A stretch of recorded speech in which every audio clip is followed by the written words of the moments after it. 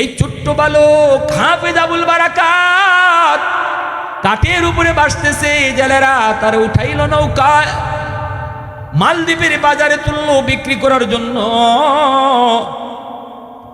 এত সুন্দর তার চেহারা, হবেই তো সুন্দর, কারণ বাড়ি হলো আমার নবীর দেশে সৌদি আরবের মানুষ, আরবের বালক সুন্দর তো হবেই। অনেক দাম চায়, বিক্রি করবে, কেউ কিন্তু সাহস করে না। একজন হিন্দু মহিলা, মালদ্বীপের সব মানুষই তো হিন্দু, সবাই তো মূর্তি পূজারী, সবাই তো অগ্নি পূজারী, সবাই তো তারা দেবতার পূজা করে। একজন হিন্দু মহিলার সম্পদের অভাব নাই। ওই মহিলায় ডাক দিয়া কয়, আমারে যত লাগে তোমরা নেও, টাকা নাও, কিন্তু ছেলেটা আমার বড় প্রয়োজন, কারণ আমার কোনো ছেলে সন্তান নাই, আছে শুধু একটা মেয়ে সন্তান।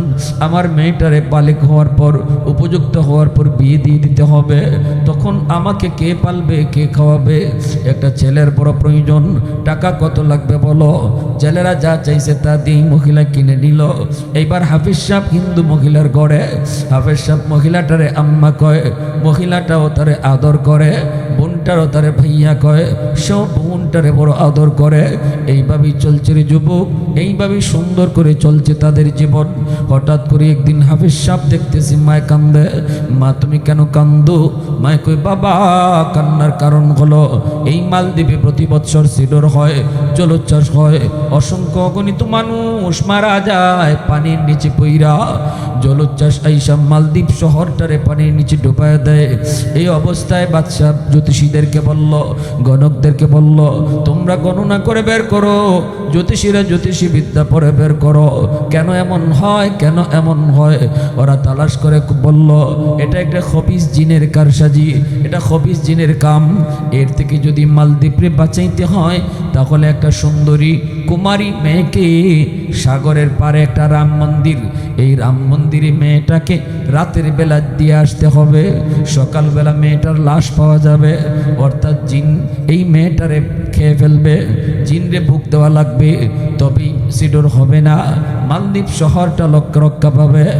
এ বাবা যুবক, এ বাবা সন্তান, বাবা শোনো, বাবা প্রতি বছর লটারি দেওয়া হয় সুন্দরী মেয়েদের, এই বছর লটারিতে আমার মেয়েটার নাম উঠে গেছে।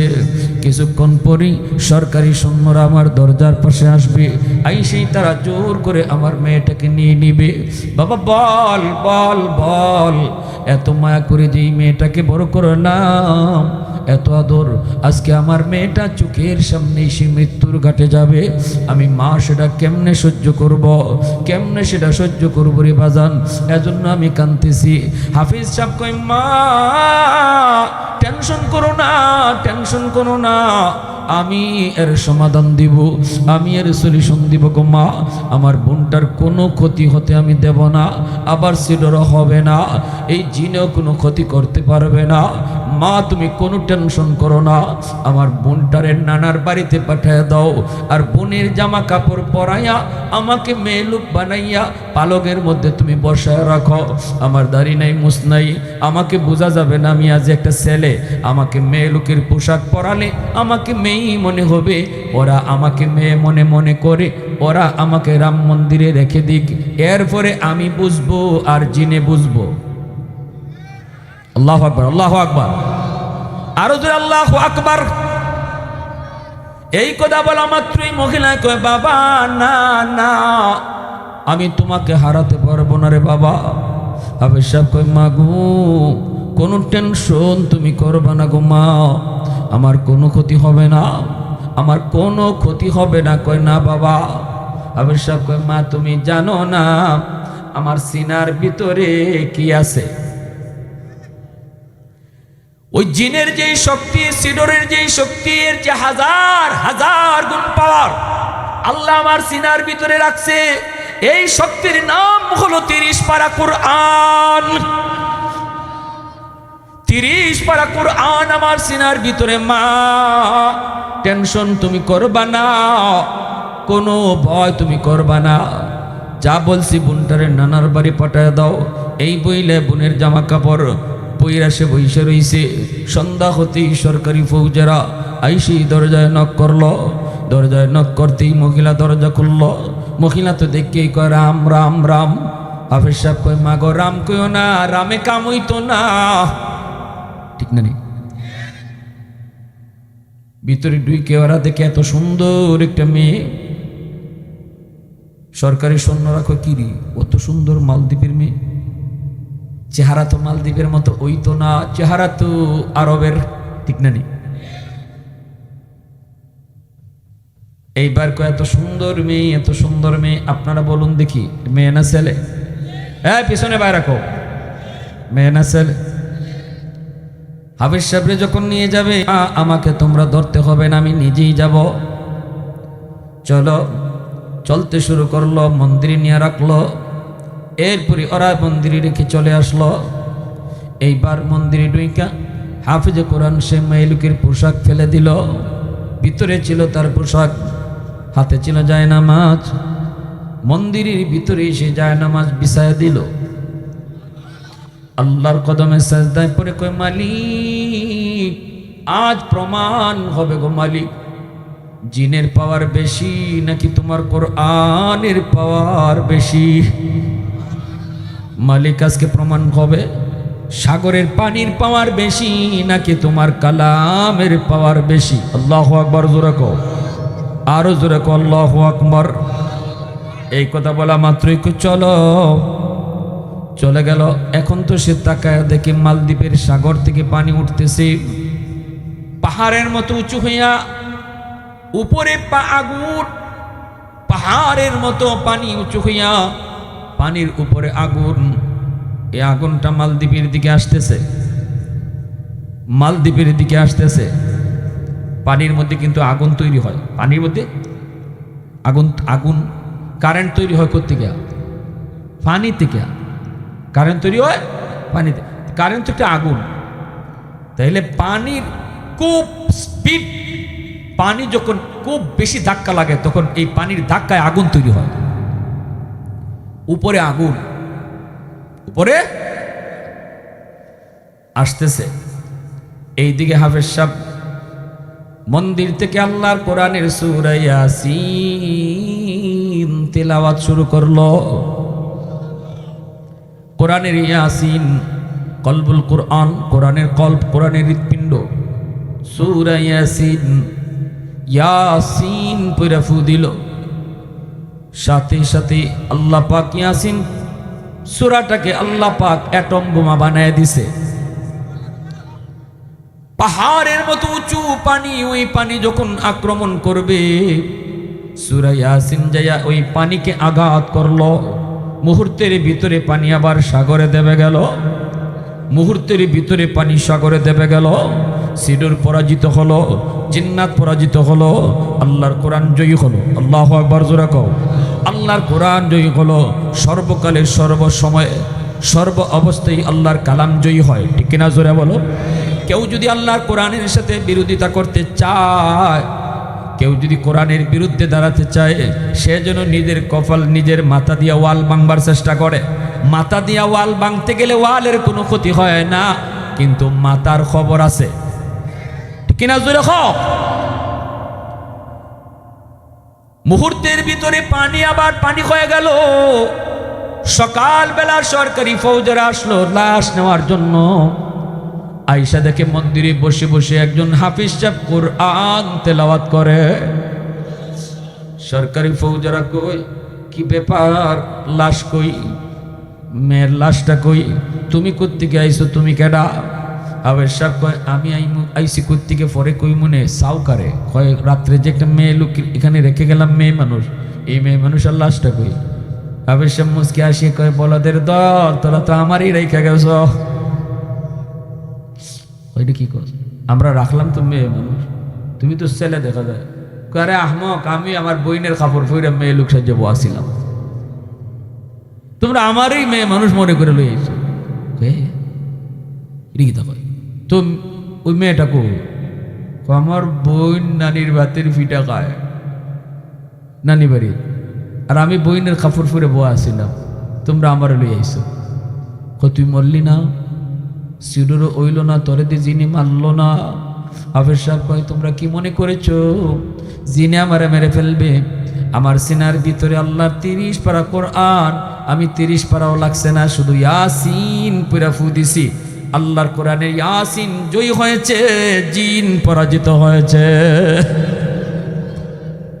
সরকারি ফৌজারা দ্রুত বাদশার কাছে চলে গেল, বাদশার কাছে চলে গেল। বাদশারে খবর দেওয়া মাত্রই বাদশাহ কয়, কৌকি তোরা আমারে তাড়াতাড়ি নিয়ে চলো। বাদশাহ আসলো, আইসা হাফিজ সাহেবের কাছ থেকে সব বিবরণ শুনলো। এরপরে এই মালদ্বীপের বাদশাহ কয়, বাবা যদি এমনই হয় বাস্তব, তাহলে আমরা আর কেন হিন্দু ধর্মে থাকবো? আমরা কেন অন্ধকার ধর্মে থাকবো? আমরাও কালেমা পড়ে মুসলমান হয়ে যাব। তবে আগামী বৎসর এই টাইমে আমি নিজের চোখে দেখতে চাই তোমার কোরআনের পাওয়ার, কোরআনের মুজিজা আমি নিজের চোখে দেখতে চাই। তুমি শুধু এখান থেকে থাকবা, আমরা সাগরের পারে দাঁড়ায় দাঁড়ায় দেখব। আগামী বৎসর এই তারিখে বাদশাহ মন্ত্রী পরিষদ লইয়া সাগরের পারে দাঁড়ায় রইছে। হাফেজে কোরআন মালদ্বীপের এই হাফেজে কোরআন মন্দিরে এই দিকে পানি উঠলো। হাফেজ সাহেব আল্লাহর কোরআন পুরে ফু দিল। নিজের চোখে বাদশাহ মন্ত্রী পরিষদ লইয়া কোরআনের পাওয়ার দেখলো। কোরআন জয়ী হলো, পানি পরাজিত হলো, জিন্নাত পরাজিত হলো, সিডুর পরাজিত হলো। সাথে সাথে বাদশাহ মন্ত্রী পরিষদ সহ এলাকার জনগণ সহ একসাথে হাফেজ সাহেবের হাতে হাত রেখে কালেমা পড়ে মুসলমান হয়ে গেল। আওয়াজ দিয়ে আল্লাহু আকবার। ওই দিন থেকে মালদ্বীপ পৃথিবীর মানচিত্রে একটা মুসলিম রাষ্ট্র। এর আগ পর্যন্ত ছিল একটা হিন্দু রাষ্ট্র, একটা মূর্তি পূজারী রাষ্ট্র। আজও বিশ্ব মানচিত্রে মালদ্বীপ একটা মুসলিম দেশ। ইতিহাস হলো হাফেজ আবুল বারাকাতের ইতিহাস। কে লিখছেন? বিশ্ববিখ্যাত পর্যটক আল্লামা ইবনে বতুতা, তার কিতাব রিহলতে ইবনে বতুতা। প্যারে হাজিরিন, তাহলে আল্লাহর কালামের পাওয়ার আসেনি না নাই? আরো জোরে আসেনি না নাই? এজন্য বলি করে কোরআন তেলাওয়াত চালু করো, সব সমস্যার সমাধান হয়ে যাবে। উসমান হারুনি আল্লাহর বহুত বড় একজন ওয়ালি।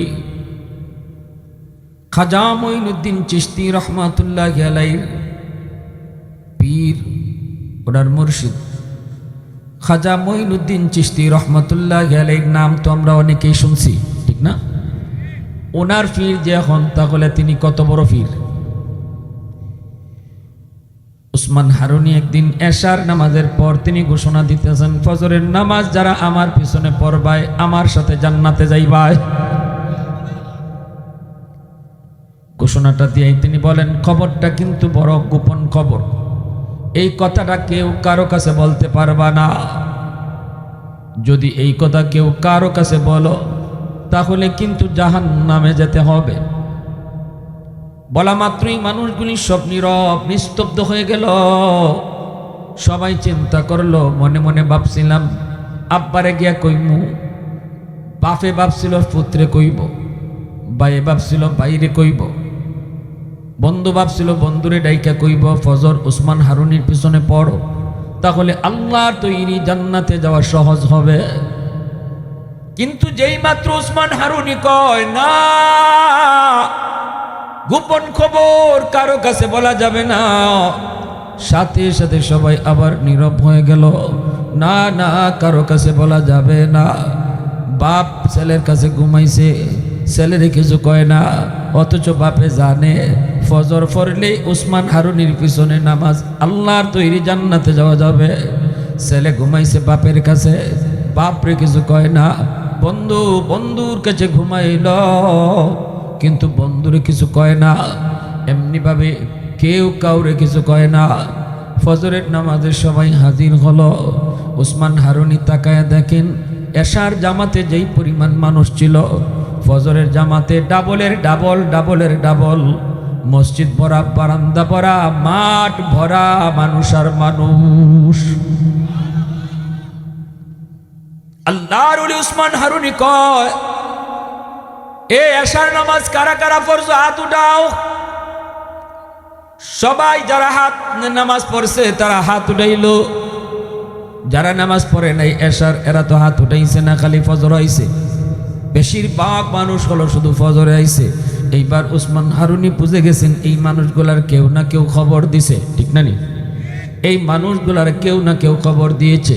এইবার উসমান হারুনি কয়, এশার নামাজ যারা তোমরা আমার পিছনে পড়ছো, আমি একটা কথা কইছিলাম, কথাটা তোমাদের মনে আসেনি? কোন কথা? আমার পিছনে ফজর পড়লে জান্নাতে যাবা। হ হুজুর আমরা এটা শুনছি। আরেকটা কথা শুনছিলানি, এই কথা কারো কাছে কন যাইব না, কাউকে বলা যাবে না, বললে কিন্তু জাহান্নামে যেতে হবে। এই কথা শুনছনি? কই হুজুর এটাও শুনছি। তাহলে এই মানুষগুলারে কে কইছে? এতগুলা মানুষ, মসজিদ ভরপুর মুসল্লি, বারান্দা বাট ঘাট সব পড়া, এই মানুষগুলারে কে জানাইল? তাড়াতাড়ি কও। জানাইলে তো জাহান্নামে যাওয়া লাগবে, এটা ভালো করেই জানো। কেই কামটা করছো তাড়াতাড়ি কও। এমনি একজন ওইটা কয় হুজুর খুদার কসম আমি কইছি না, আব্বার দ্বারা ঘুমাইছি আব্বারে কইছি না। আরেকজনে কয় হুজুর খুদার কসম কসম আমি কইছি না, ফুতের দ্বারা ঘুমাইছি ফুতরে কই নেই, বাইর দ্বারা ঘুমাইছি বাইরে কই নেই, বন্ধুর দ্বারা ঘুমাইছি আমি বন্ধুরে কই নেই। সবাই শুধু কয় কই নাই কই নাই কই নেই, আমি কইছি না আমি কইছি না আমি কইছি না। কিন্তু একজন মানুষ মাথাটা নিচের দিকে দিয়ে বসা, কোনো কথা বলেন না, চুপচাপ বসা আছেন। ওসমান হারুনি কয় মিয়া তুমি মাথা উতলো, তুমি কিছু বলো। সবাই তো বলতেছে বলে নাই বলে নাই, তাহলে কি তুমি কইছো? তুমি তো হাও কও না নাও কও না। ইনি উঠে কয় মাথাটা তুই না কও উস্তাদজি উস্তাদজি উস্তাদজি বেয়াদবি মাফ করবেন। এই মানুষগুলারে সারা রাত জায়গা জায়গা আমি তাদেরকে জানাইছি।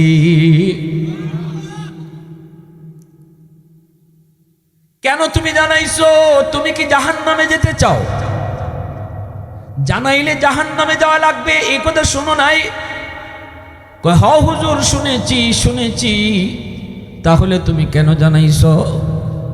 কয় হুজুর আমি চিন্তা করে দেখলাম যদি আমি কথাটা মানুষে না জানাই তাহলে আমি একা শুধু জান্নাতে যাওয়ার সুযোগ পাই, অসংখ্য অগণিত আল্লাহর বান্দা জান্নাতে যাওয়া থেকে বঞ্চিত হয়, এরা সুযোগ থেকে বঞ্চিত হয়। আমি এটা মনে করলাম না, এটা হয় না, এটা স্বার্থপরতা হয়, এটা নিজের স্বার্থ বেশি দেখা হয়। আমার আল্লাহ তো চায় নিজেও বাঁচো পরিবারও বাঁচাও, এলাকার মানুষজনকে নিয়ে জাহান্নাম থেকে বাঁচো। এই চিন্তা করে আমি গ্রামে গ্রামে হাঁটছি আর আওয়াজ দিছি, সারা রাত ধরে আওয়াজ দিছি, ও আল্লাহর বান্দারা জান্নাতে যদি যেতে চাও আজকের ফজরটা উসমান হারুনির পিছনে পড়ো।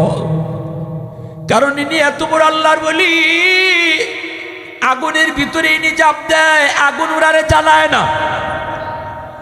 আগুনের পূজারীরা কয়, কথা কইতে কইতে তোমরা দেখবাইনি আগুনের কোনো নিজস্ব ক্ষমতা নাই, আগুন চাইলেই জ্বালায় না, আগুনের মালিক ইশারা দিলে জ্বালায়, নইলে আগুন জ্বালায় না।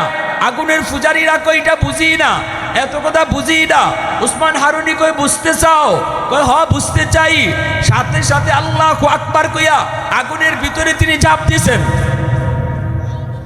আগুনের পূজারীর দল সবাই তাকায়া তাকায়া দেখতেছে উসমান হারুনি আগুনের ভিতরে, এত বড় আগুন দাউ দাউ করে জ্বলে, কিন্তু ওনার গায়ে লাগে না, পশমটাও আগুনে জ্বালায় না।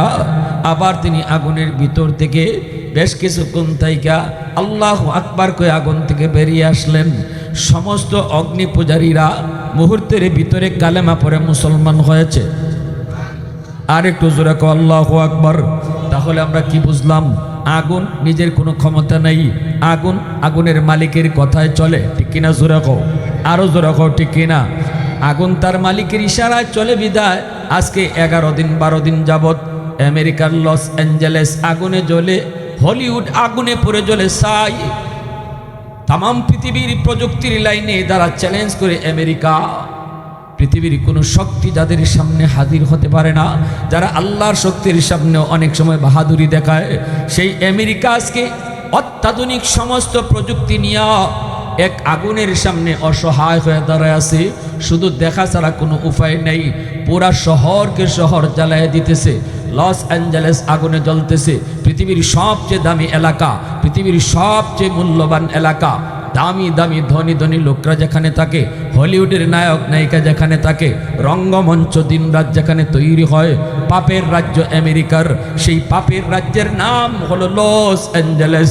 হলিউড আজকে আগুনে জ্বলতেছে, লক্ষ লক্ষ হেলিকপ্টার দিয়া পানি দেয়, লক্ষ লক্ষ ফায়ার সার্ভিস দিয়া পানি দেয়, কিন্তু দেখা যায় পানি দিলে আগুন নিবে, কিন্তু লস অ্যাঞ্জেলেসের আগুন পানি দিলে আরো বাড়ে।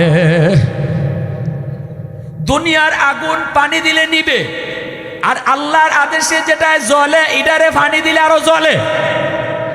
ঠিক কিনা? জোরে খাও, আরো জোরে ঠিক কিনা? পাশেই সাগর, সাগর, সাগরের পানি দিতে দিতে আরেক রাজ্যে পানি শর্ট পড়ে যাইতেছে। এরপর আগুনের কোনো কুল কিনারা পায় না। তাহলে বোঝা গেল আগুনের নিজস্ব কোনো ক্ষমতা নাই, ক্ষমতা হলো মালিকের। মালিক যদি কয় আগুনে জ্বালায়, মালিক যদি না কয় জ্বালায় না। এজন্যই তো ইব্রাহিম খলিল জ্বলে নাই, মুসা কালিমুল্লাহ জ্বলে নাই। আল্লাহু আকবার, জোরে কও, আরো জোরে আল্লাহু আকবার। প্রশংসা করব কার? আরো জোরে কার? ওয়াহদাত কি হিফাজত নেহি বেকুওয়াতে বাজু, वहदत की हिफाजत नहीं बेकुव्वत बाजू, आती नहीं कुछ का मिहाकल खुदा दाद, आती नहीं कुछ का मिहाकल खुदा दाद। ऐ मर्द खुदा तुझको कुव्वत नहीं हासिल, जा बैठ किसी गार में अल्लाह का कर याद। ये सच है कि बातिल की तरफदार नहीं हम, गद्दार न समझो हमें गद्दार नहीं हाँ। फूलों की तरह नरम मिजाज अपना है नजर, हम तीर नहीं नेज़ब तलवार नहीं हाँ। मुसलमाনের आवाजे बोली আল্লাহু আকবার। তাহলে বোঝা গেল আগুন কার হুকুমে চলে। ওসমান হারুনি বলতেছেন, মিয়া তুমি কইছো? কহ হুজুর, গোটা এলাকা জুইরা আমি জানাইছি, আওয়াজ আমি পৌঁছাইছি, ঘরে ঘরে আওয়াজ দিছি তাড়াতাড়ি ফজর ওসমান হারুনির পিছনে পড়ো, কারণ আমি মঈনুদ্দিন জানি ওসমান হারুনি কেডা। আল্লাহু আকবার, জোরে কও। সবাই না জানলো মঈনুদ্দিন চিশতি জানবে না, মানিকে মানিক চিনে, রতকে রতন চিনে। ঠিক কিনা? আরো জোরে ঠিক কিনা? অলি অলি রে চিনি। ওসমান হারুনি জানে মঈনুদ্দিন চিশতি কেডা, আর মঈনুদ্দিন চিশতি জানে ওসমান হারুনি কেডা। ওসমান হারুনি তার ছাত্র মঈনুদ্দিন চিশতিকে কয়, মঈনুদ্দিন কে জানাইছে? তিনি বলতেছে, হুজুর আমি জানাইছি। তাহলে কি তুমি জাহান্নামে যেতে খুব ইচ্ছুক? জাহান্নাম তোমার খুব পছন্দ? এটা জানাইলে তো জাহান্নামে যেতে হয়। এইবার তিনি বলতেছেন, উস্তাদজি আমি চিন্তা করে দেখলাম, আমি না জানাইলে হাজার হাজার আল্লাহর বান্দা জান্নাত থেকে বঞ্চিত হয়, আমি একা শুধু জান্নাতে যাই। আর যদি আমি মানুষকে জানাই, হাজার হাজার বান্দা জান্নাতে যাওয়ার সুযোগ পায়। আর এই কারণে আমি একা জাহান্নামে যাই। জাহান্নামে যাইতেছে আমি একা, সুযোগ পাইতেছে জান্নাতে যাওয়ার হাজারো বান্দা। আল্লাহ তার হাজারো বান্দারে জান্নাতে পায়া আমি মঈনুদ্দিনকে একা জাহান্নামে দিয়া যদি আল্লাহ খুশি থাকে, আমিও খুশি। আল্লাহু আকবার, জোরে কও, আর একটু জোরে কও, আল্লাহু আকবার। এই কথা বলতে উসমান হারুনি দৌড় দিয়া বুকে টান দিয়া লইছে, আয় বাবা আয় বুকে আয়। আমিও পরীক্ষা করতেছিলাম কে একা জান্নাতে যাইতো আর কে এলাকার মানুষে লইয়া জান্নাতে যাইতো। এটা পরীক্ষা করার লাগি একটা আমল দিছিলাম, সবাই ফেল করছে, তুমি পাস করছো। আয় বাবা আয়, আমার বুকে আয়। আমি অসুস্থ হয়ে গেছি, অল্প দিনের ভিতরে হয়তো আল্লাহর ডাকে সাড়া দিব। আমার মাথায় একটা বহুত বড় মুকুট, এই মুকুটটা আমি কারে দিয়ে যাইমু? বিলায়তের মুকুট কারে বুঝাই যাইমু? মানুষ খুঁজতেছিলাম বাবা মঈনুদ্দিন। আমার তখনই চিন্তা হইছে, তোমার মাথায় আমি মুকুটটা পরায়া গেলাম। অলিদের অলি, অলিদের সরদার, সুলতানুল আরিফিন খাজা মঈনুদ্দিন চিশতি রহমতুল্লাহ। এই আমলটাই আজকে আপনাদের যুবকরা করছে। খারাপ করছে না ভালো করছে? জোরে খাও। এটা বুঝলে সামনের দিনগুলাতে যুবকরার সাথে সব সময় ভালো কাজে উৎসাহ দিয়ে রাখেন। আজকে তো গেছি গে, অন্তত আগামী দিনগুলাতে যুবকদেরকে সব সময় ভালো কাজে উৎসাহ দিয়ে রাখবেন। ঠিক না নি? কারা কারা রাজি আছেন একটু হাত উঠে আল্লাহরা দেখান। আল্লাহ তুমি কবুল করো। সবাই বলি আমিন, আরো জোরে বলি আমিন। আমার ভাইয়েরা বন্ধুরা, যুবক মুসা আলাইহিস সালাম একদিন আল্লাহকে বলেন, মালিক আমি তো তুর পাহাড়ে তোমার লগে কথা কই, কিন্তু আমি সারা আর কারো লগে তুমি কথা কইবাই নি। রব্বি তুকাল্লিমু মাই হাল তুকাল্লিমু আহাদান গায়রি। আল্লাহ পাক তখন বলেন, মূসা তুমি তো আমার লগে কথা বলো, অথচ তোমার মাঝে আমার মাঝে পর্দা আছে। কিন্তু সায়াতি উম্মাতুন, ওদের ভবিষ্যতে একদল উম্মত জমিনে আসবে রে মূসা, যারা আমার সাথে কথা বলবে অথচ আমার মাঝে তাদের মাঝে কোনো পর্দা থাকবে না। লাইসা বাইনি ওয়া বাইনাহুম হিজাব। মূসা কালিমুল্লাহ কয়, মালিক এরা কোন উম্মত? আল্লাহ বলে, উম্মতে মুহাম্মদ, উম্মতে আহমদ, এরা আমার বন্ধু মুহাম্মাদুর রাসূলুল্লাহর উম্মত। মূসা নবী কয়, মালিক আমি তো তোমার লগে কথা বলি তোর পাহাড়ে আইসা, ওই উম্মত কোন ফারুকে কথা কইব? আল্লাহ কয়, না না, এরা কোন পাহাড় পর্বতে গিয়া কথা কইতো না, এরা নামাজে দাঁড়াইলেই আমার লগে কথা কইব। এজন্যই রাসূল কয়, মুসাল্লি ইউনাজি রব্বাহ, নামাজি আল্লাহর সাথে কথা কয়। নামাজি কার লগে কথা কয়? আরো জোরে বলো, কার লগে কথা কয়? আল্লাহর লগে কথা কয়। এইবার আল্লাহর নবী মূসা কালিমুল্লাহ আল্লাহকে প্রশ্ন করে, মালিক বুঝলাম তো নামাজি তোমার লগে কথা কইব, কিন্তু তুমি কেমনে তার লগে কথা কইবা? আল্লাহ কয়, যখন তারা কোরআন তেলাওয়াত করব তখন আমি তার লগে কথা কইমু। নামাজি আল্লাহর লগে কথা কয়, আর কোরআন তেলাওয়াতকারীর লগে আল্লাহ নিজে কথা কয়। এজন্য আল্লাহ বলেছে, আমি কোরআন নাজিল করেছি তোমাদের জন্য শিফা বানাইয়া, কোরআন নাজিল করেছি তোমাদের জন্য রহমত বানাইয়া। যেই করে কোরআন তেলাওয়াত বেশি বেশি হবে, এই করে আল্লাহর পক্ষ থেকে রহমত নাজিল হবে। যুবক, যেই সমাজে মাদ্রাসা থাকবে, যেই সমাজে কোরআনের প্রতিষ্ঠান মাদ্রাসা থাকবে, সমাজের মানুষ মাদ্রাসাকে কদর করবে, এই সমাজটাকে আল্লাহর রহমতের চাদর দিয়ে ডেকে রাখবে।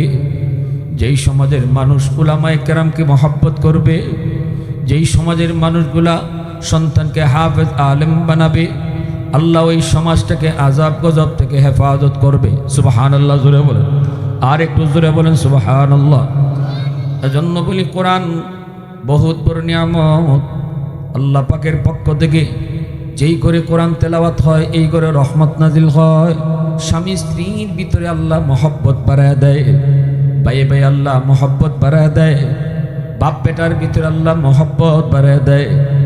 এ আমার মা বোনেরা খেয়াল করে শুনো, স্বামীর সাথে ভালোবাসা নাই, মহব্বত কম। পানি ফোরার জন্য ফরে যাও, তাবিজ আনতে ফরে যাও, করে তুমি কোরআন তেলাওয়াতের আমল চালু করো রে যুবক। ও আল্লাহর বান্দি, ঘরে কোরআন তেলাওয়াতের আমল চালু করো। আল্লাহ নিজে বলছেন, তিলাওয়াতের উসিলায় ঘরে আল্লাহ রহমত নাজিল করে। সুবহানাল্লাহ। অল্প দিনের ভিতরেই দেখবা স্বামীর অন্তরে আল্লাহ মহব্বত ঢাইলা দিবে। বাপ বেটায় মিল নাই, কোরআন বেশি বেশি তেলাওয়াত করো, ঘরের ভিতরে বাপ বেটায় মহব্বত আল্লাহ নিজে বাড়ায়া দিবে। ভাইয়ে ভাইয়ে মিল নাই, তাবিজ আনতে ফরে যাও, পানি ফোনা আনতে ফরে যাও, আগে তেলাওয়াতের আমল করো। আজকে মুসলমানের ঘরে কোরআন তেলাওয়াত নাই। এক সময় মুসলমানের ঘর থেকে ফজরের পর সুমধুর কণ্ঠে কোরআন তেলাওয়াতের আওয়াজ শোনা যাইত। ফজরের পর মুসলমানের ঘর থেকে তেলাওয়াতের আওয়াজ, মা বোনেরা রীতিমতো রেগুলার তেলাওয়াত করত। কিন্তু আজকে কি হয়ে গেল? হাই, কি হয়ে গেল? তিলাওয়াতের টাইমে মোবাইল টিপা শুরু করি, তিলাওয়াতের টাইমে আমি ফেসবুক দেখি, তিলাওয়াতের টাইমটা আমাদের মোবাইল তিলাওয়াতে চইলা যায়। এজন্য আজকে মুসলমানের ঘরে রহমতের দরজা বন্ধ। আজকে আমার ঘরে টেলিভিশন টিভি টাইম মতো চলে, আমার ঘরে নাটক টাইম মতো চলে, আমার ঘরের সিনেমা টাইম মতো টেলিভিশন অন হয়। অনেক মা বোনেরা ইন্ডিয়ান নাটক স্টার জলসা দেখার জন্য টাইমের আগেই দেখা যায় ভাত রান্না শেষ। আন্দা বন্ধ ওই দিন শেষ। কি ব্যাপার আজকে আগে ভাগে শেষ কেন? কয় আমার স্টার জলসার টাইম হয়ে যেতেছে। টাইম আছে স্টার জলসা দেখার, রুটিন আছে আমার কোরআন, রুটিন আছে আমার টেলিভিশন ছাড়ার টাইম আছে, কিন্তু কোরআন তেলাওয়াতের টাইম নাই। আওয়াজ দেখো ঠিক কিনা? কেন আজকে সমাজে অশান্তি, ঘরে অশান্তি? কেন আজকে ভাই ভাই মিল নাই? কেন আজকে ঘরের মধ্যে অশান্তি, স্বামী স্ত্রীর ভিতরে মিল নাই? সমাজে তালাকের পরিমাণ বাইরে গেছে কিনা? জোরে কই না? শহরে বন্দরে তালাকের পরিমাণ বাইরে গেছে। কয়েকদিন আগে আমার এক বন্ধু নতুন মাত্র ওই যে কাজী হয়েছে, নতুন কাজী হওয়ার পর কয় ভাই 15 দিন হয়েছে আমি কাজীগিরি লইছি। এই 15 দিনের ভিতরে আমার সর্বপ্রথম লেখালেখি শুরু হয়েছে তালাক দিয়া। বিয়া ফরানি লইয়া আমার কাম শুরু হয়েছে না, আমার কামটা শুরু হয়েছে তালাক লেখা লইয়া।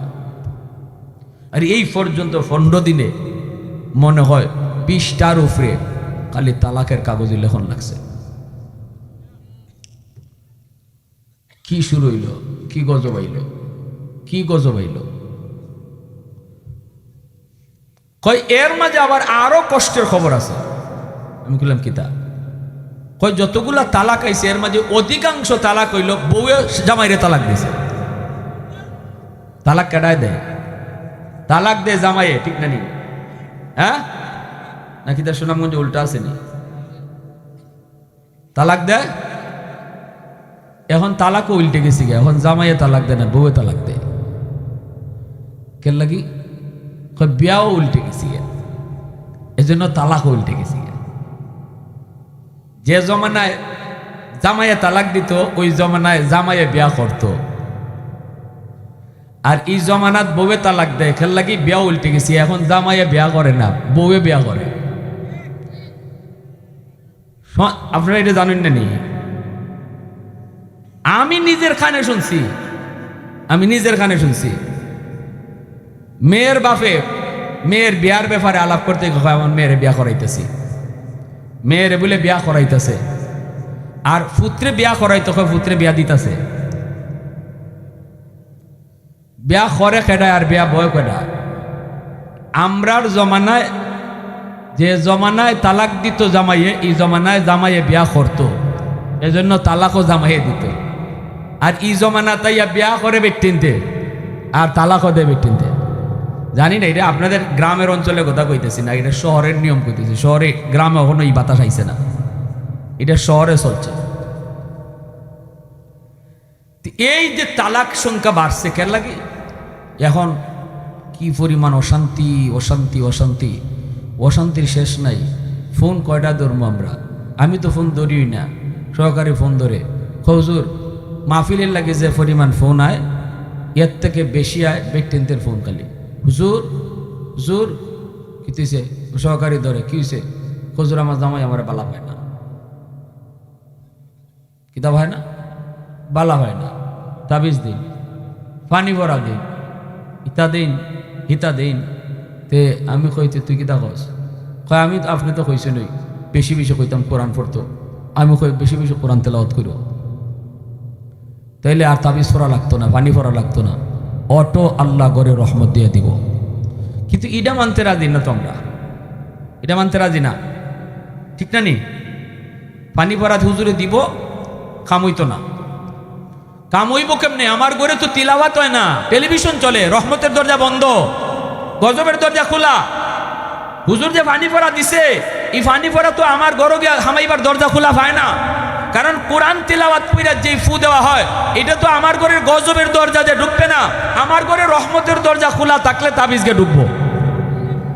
তাবিজ কি হুজুরে মন গড়া কইরা ফু দিচ্ছে? তাবিজ তো কোরআনে আয়াত করে ফু দিছে, আল্লাহর কোরআনে আয়াত। এটা তো রহমতের দরজা ছাড়া ঢুকবে না। আমার ঘরে রহমতের দরজা লাগাই,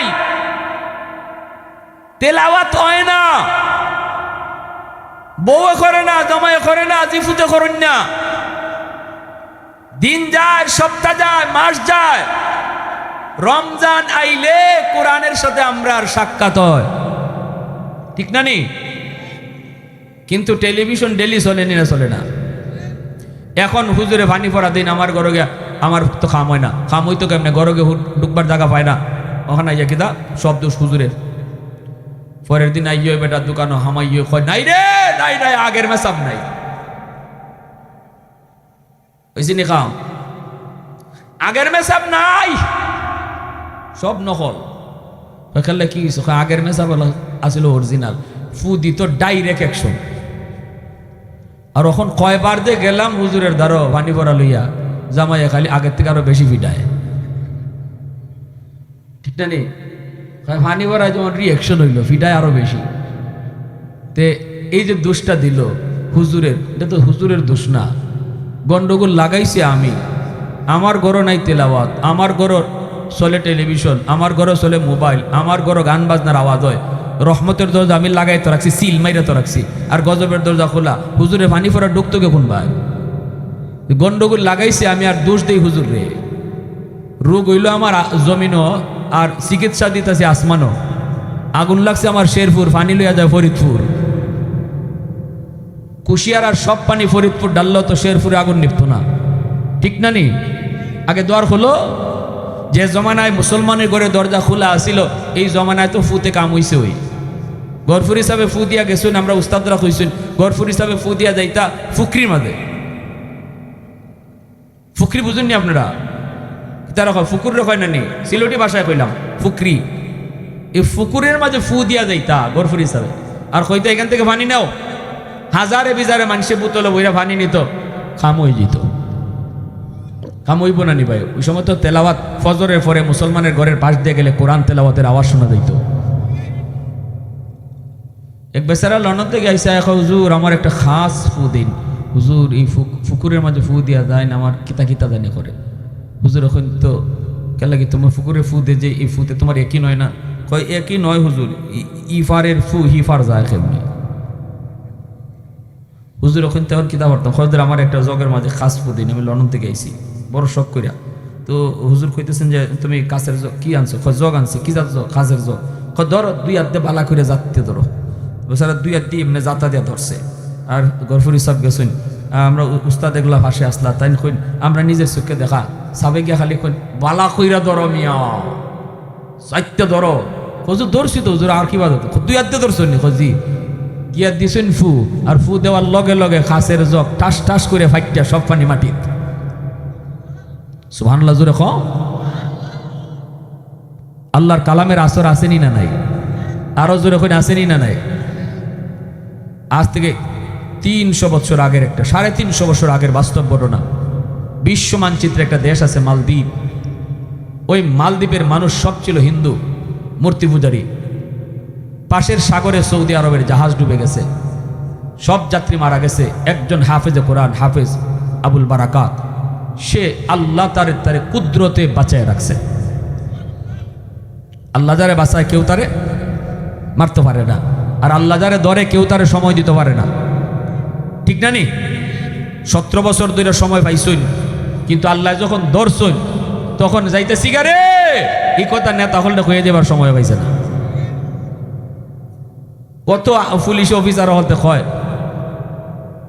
হারামি গেছিগে যাইবার আগে হয়ে যেত, তে তো আর মানুষ মারি না, ঠিক না নি? কয় খালি যদি হয়ে যেত যাইতে শিখে, তে তো আর মানুষ মারি না। কারণ এটা কইব কেমনে? চান্স দেয় না আল্লাহ। আল্লাহ যদি দরে টাইম দিত না, গড় হামাইবার, ঠিক না? জুড়ে খাও। আল্লাহ যদি দরে টাইম দিত না, ঘর থেকে বাইরিবার, ইডার নামই আল্লাহর ধরা। ইন্না বাতিশা রাব্বিকা লাশাদীদ। ধরা বড় কঠিন ধরা, ধরে না ধরলে আল্লাহ ছাড়ে না। আল্লাহর ধরা সহজে ছাড়ে না, হাসিনার ধরা না। আমরা ওই আপনাদের এলাকার সুরঞ্জিত বাবু তাই কইতা কয় বাঘের থাবা মিস হয়, হাসিনার থাবা মিস হয় না।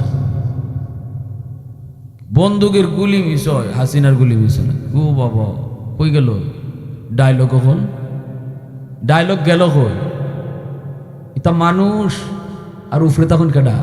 আল্লাহ। আল্লাহর ব্যাপারে এই কথা কও যে আল্লাহ ধরলে দুনিয়ার শক্তি নাই সারাইবার, ঠিক কিনা? জোরে কও। এটা হইছে নজির। অত বাহাদুরি করো কি? অহংকার আল্লাহ পছন্দ করে না। অহংকার শুধু একমাত্র আল্লাহকে মানায়, ঠিক কিনা? আমেরিকা অহংকার দেখাইছে তামাম দুনিয়ার সাথে, এবার আল্লাহ পানি খাওয়াইতেছে চুবাইয়া চুবাইয়া। সাইয়া শুধু আপ করে রইছে, ফায়ার সার্ভিস সে খালি দেখতেছে। আমার ভাইয়েরা বন্ধুরা, জেলেরা বের হয়েছে মাছ ধরার জন্য। মালদ্বীপের জেলেরা সাগরে বের হলো মাছ ধরার জন্য। বাস্তব ঘটনাটা শোনেন। ঘটনাটা লিখছেন বিশ্ববিখ্যাত পর্যটক আল্লামা ইবনে বতুতা। তার রিহলতে ইবনে বতুতা নামক কিতাবের ভিতরে তিনি উল্লেখ করেছেন, জেলেরা বের হয়েছে, হঠাৎ করে জেলেরা তাকায় দেখলো কাঠের উপরে ভাসতেছে একটা সুন্দর বালক। দাড়ি উঠে নাই, মুছ উঠে নাই, চেহারা এত সুন্দর, অল্প বয়সে হাফেজে কোরআন। আপনারা দেখছেন নি? না দেখছেন না? দাড়ি মুছ করছে না, হাফেজ সাহেব দেখছেননি? তাহলে বোঝা গেল হাফেজে কোরআন হওয়া এটা বাহাদুরি না, এটা আল্লাহর একান্ত দয়া। চেয়ারম্যানের ফুলা ওইলেই হাফেজ হইতে পারতো না, এমপির ফুলা ওইলেই হাফেজ হওয়া সম্ভব না। কোটি কোটি টাকা বাপের মালিক, এই সম্পদ থাকলেই বাপ সন্তানরে হাফেজ বানাইতে পারতো না। টাকা দিয়া হরিণের চোখ কিনা যায়, কিন্তু টাকা দিয়া সন্তানরে হাফেজ বানানি যায় না। আওয়াজ আসতে কেন জোরে এখন? এই ছোট্ট বালক হাফেজ আবুল বারাকাত কাঠের উপরে ভাসতেছে, জেলেরা তার উঠাইল নৌকায়, মালদ্বীপের বাজারে তুললো বিক্রি করার জন্য। এত সুন্দর তার চেহারা, হবেই তো সুন্দর, কারণ বাড়ি হলো আমার নবীর দেশে সৌদি। আরবের মানুষ, আরবের বালক সুন্দর তো হবেই, অনেক দাম চায়, বিক্রি করবে, কেউ কিন্তু সাহস করে না। একজন হিন্দু মহিলা, মালদ্বীপের সব মানুষই তো হিন্দু, সবাই তো মূর্তি পূজারী, সবাই তো অগ্নি পূজারী, সবাই তো তারা দেবতার পূজা করে। একজন হিন্দু মহিলার সম্পদের অভাব নাই। ওই মহিলায় ডাক দিয়া কয়, আমারে যত লাগে তোমরা নেও, টাকা নাও, কিন্তু ছেলেটা আমার বড় প্রয়োজন, কারণ আমার কোনো ছেলে সন্তান নাই, আছে শুধু একটা মেয়ে সন্তান। আমার মেয়েটারে বালিক হওয়ার পর, উপযুক্ত হওয়ার পর বিয়ে দিয়ে দিতে হবে, তখন আমাকে কে পালবে, কে খাওয়াবে?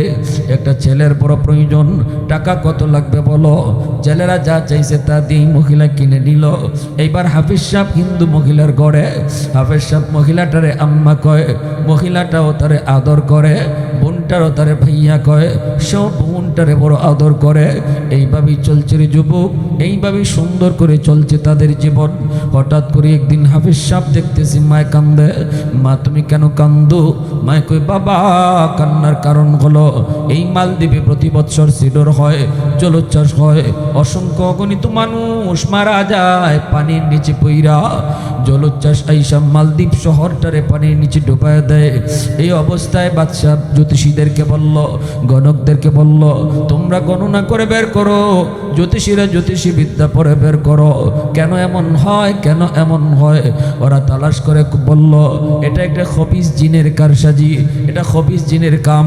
এর থেকে যদি মালদ্বীপে বাঁচাইতে হয়, তাহলে একটা সুন্দরী কুমারী মেয়েকে সাগরের পারে একটা রাম মন্দির, এই রাম মন্দিরে মেয়েটাকে রাতের বেলা দিয়ে আসতে হবে, সকালবেলা মেয়েটার লাশ পাওয়া যাবে, অর্থাৎ জিন এই মেয়েটারে খেয়ে ফেলবে, জিনরে ভুক দেওয়া লাগবে, তবেই সিডর হবে না, মালদ্বীপ শহরটা রক্ষা পাবে। এ বাবা যুবক, এ বাবা সন্তান, বাবা শোনো, বাবা প্রতি বছর লটারি দেওয়া হয় সুন্দরী মেয়েদের, এই বছর লটারিতে আমার মেয়েটার নাম উঠে গেছে। কিছুক্ষণ পরই সরকারি সৈন্যরা আমার দরজার পাশে আসবে, আইসেই তারা জোর করে আমার মেয়েটাকে নিয়ে নিবে।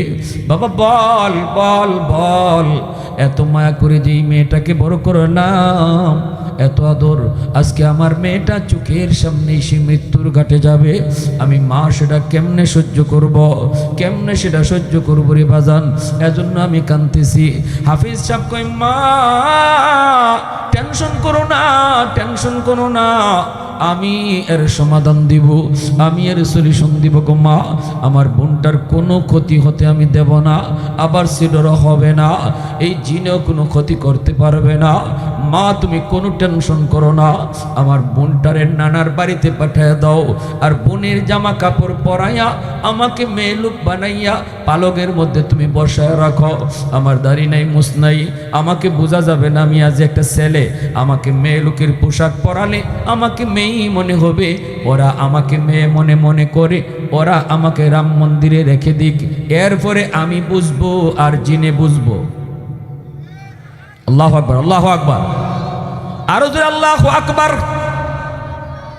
এই কথা বলা মাত্রই মহিলা কয়, বাবা না না, আমি তোমাকে হারাতে পারবো না রে বাবা। হাফেজ সাহেব কয়, মা গো কোনো টেনশন তুমি করবা না গো মা, আমার কোনো ক্ষতি হবে না, আমার কোনো ক্ষতি হবে না। কয় না বাবা। হাফেজ সাহেব কয়, মা তুমি জানো না আমার সিনার ভিতরে কি আছে? ওই জিনের যেই শক্তি, সিডরের যেই শক্তি, এর যে হাজার হাজার গুণ পাওয়ার আল্লাহ আমার সিনার ভিতরে রাখছে।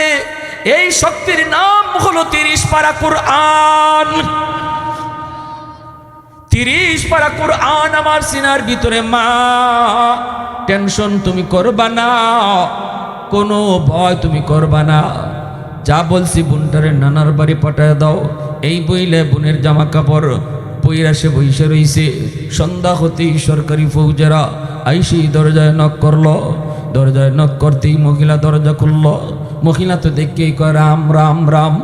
হাফেজ সাহেব কয়, মা গো রাম কইও না, রামে কাম হইতো না। ঠিক না? ভিতরে ঢুকে ওরা দেখে এত সুন্দর একটা মেয়ে। সরকারি সৈন্যরা কয়, কিরি অত সুন্দর মালদ্বীপের মেয়ে, চেহারা তো মালদ্বীপের মতো ওই তো না, চেহারা তো আরবের। ঠিক না? এইবার কয়, এত সুন্দর মেয়ে, এত সুন্দর মেয়ে, আপনারা বলুন দেখি মেয়ে না ছেলে? পিছনে বাইরে রাখো, মেয়ে না ছেলে? হাফেজ সাহেবরে যখন নিয়ে যাবে, আমাকে তোমরা ধরতে হবে না, আমি নিজেই যাব। চলো, চলতে শুরু করলো, মন্দিরে নিয়ে রাখলো। এরপরে ওরা মন্দিরে রেখে চলে আসলো। এইবার মন্দিরে ঢুইকা হাফেজে কোরআন সে মেয়েলুকের পোশাক ফেলে দিল। ভিতরে ছিল তার পোশাক, হাতে ছিল জায়নামাজ। মন্দিরের ভিতরে সে জায়নামাজ বিছায়া দিল। আল্লাহর কদমে সাজদায় পড়ে কয়, মালিক আজ প্রমাণ হবে গো মালিক, জিনের পাওয়ার বেশি নাকি তোমার কোরআনের পাওয়ার বেশি?